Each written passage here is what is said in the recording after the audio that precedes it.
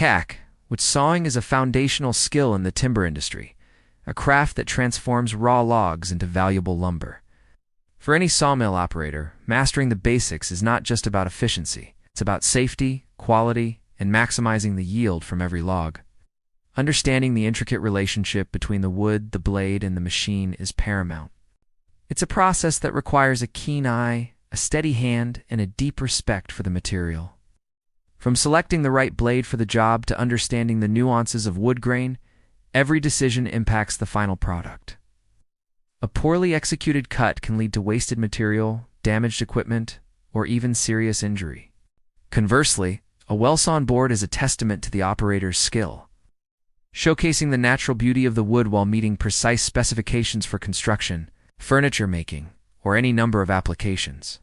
This guide will walk you through the essential principles every sawmill operator, from the novice to the seasoned professional, should know to ensure safe, efficient, and high-quality production.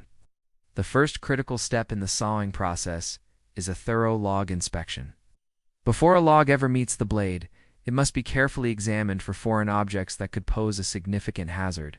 Metal, such as old nails, fence wire, or even embedded bullets, can severely damage a saw blade upon impact, causing it to break, lose teeth, or become dangerously unbalanced.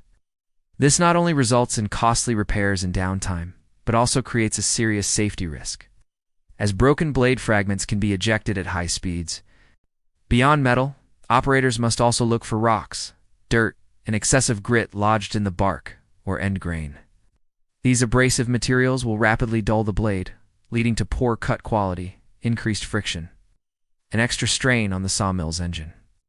A clean log ensures a smoother cut and significantly extends the life of your blades.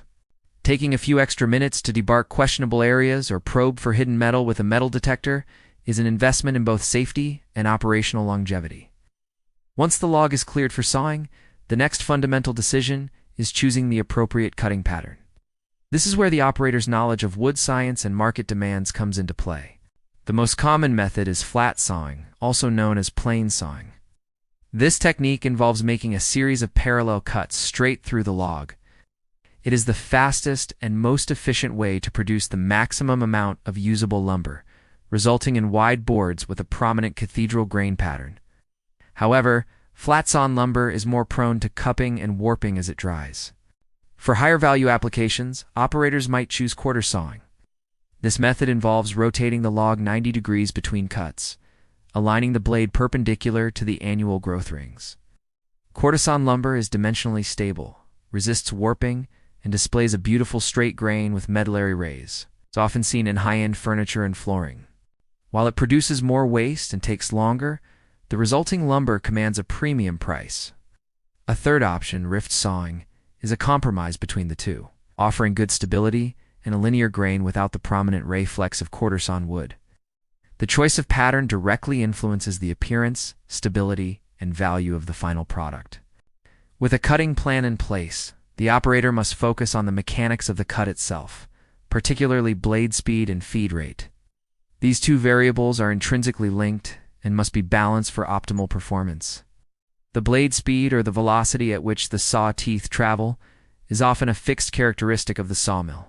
The feed rate, however, is the speed at which the saw head moves through the log, and it is directly controlled by the operator.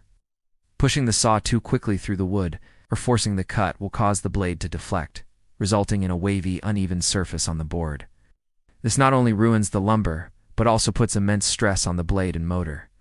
Conversely, an excessively slow feed rate can cause the blade to overheat due to increased friction, which can lead to premature dulling and potential damage to the blade's tension. A skilled operator learns to listen to the sound of the engine and feel the resistance of the cut. The ideal feed rate produces a steady stream of uniform sawdust and a smooth, true surface on the board. Adjusting this rate based on the wood species, its density, and whether the log is green or dry is a critical skill honed through experience. Mastering this balance is key to achieving both efficiency and precision in every piece of lumber you produce.